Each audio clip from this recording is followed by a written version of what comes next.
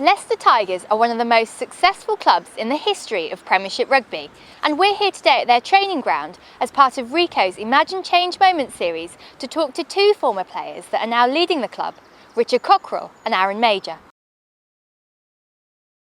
Yes, not to this level. Obviously, I left the club in 2002 and went to France for 2 years and played at Clermont.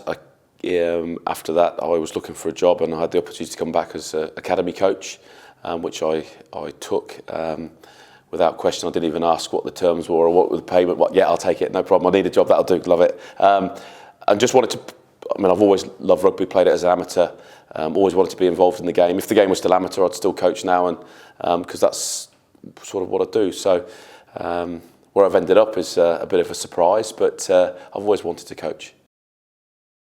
I think that the history, you always feel a little bit responsible to the club around the people that have worn the shirt before.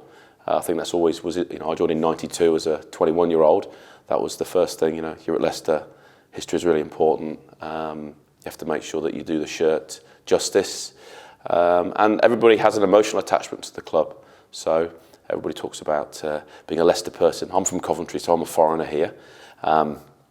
But about being from the area, the club was part of the community, and I think if people are emotionally attached to the club and put their effort in and show that they care, whether you're from Coventry or New Zealand or Samoa or Fiji, it doesn't matter. It's the ethos and the culture that you buy into.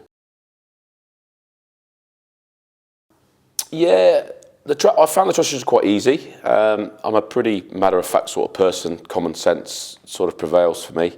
I ran my own business before, so I sort of was used to dealing with people to a point.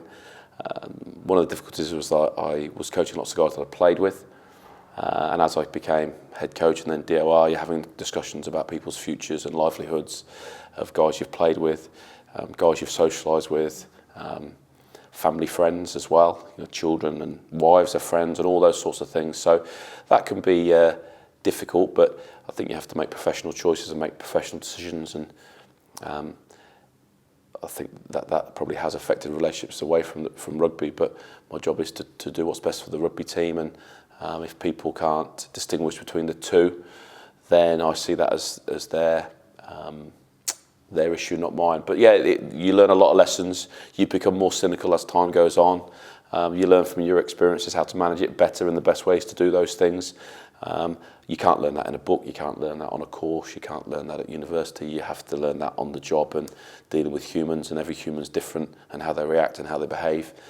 It's not an exact science in that regard, but it's interesting. I think it's important to listen to other people, take other ideas, but don't go away from the core values that make you what you are. I'm employed for my strengths. Sometimes my strengths are weaknesses, and you have to understand those weaknesses. But I think it's important to listen to people.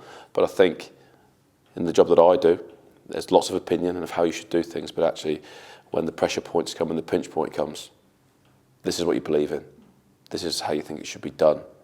Stick to that, because if it gets diluted too much, what do you stand for?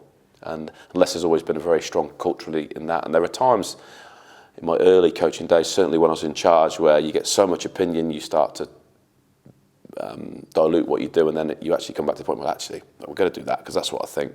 And if it's wrong, it'll be my fault and I'll get the blame. But I'm not going to take all this information from other people, do what they want me to do, it still doesn't work, and then it's not my idea and I still get the blame. So I think you have to be strong-willed and a bit thick-skinned. And common sense, just use the sense you were born with, and you won't go far wrong.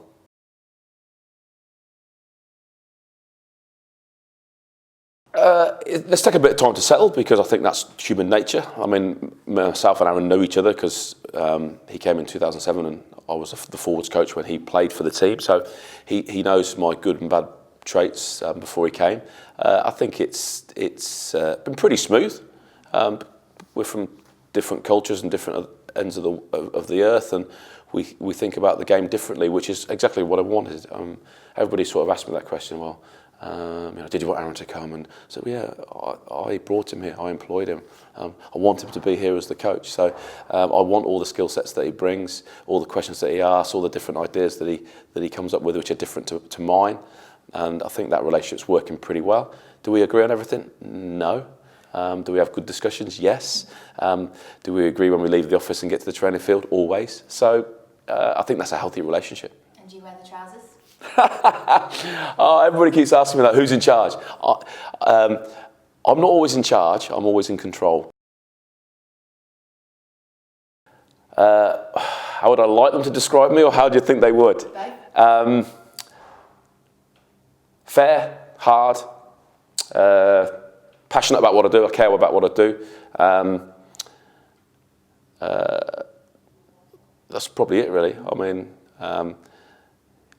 myself and the players have a good relationship. We keep that distance because I'm going to have difficult conversations with these players. I don't socialise with them. I don't go out with them. But we have a good enough relationship we talk. I like to think I'm a reasonable human some of the time. But yeah, fair, hard. We work hard here. We set the tone. I've got other coaches that have different personalities to me that make those different parts of the jigsaw.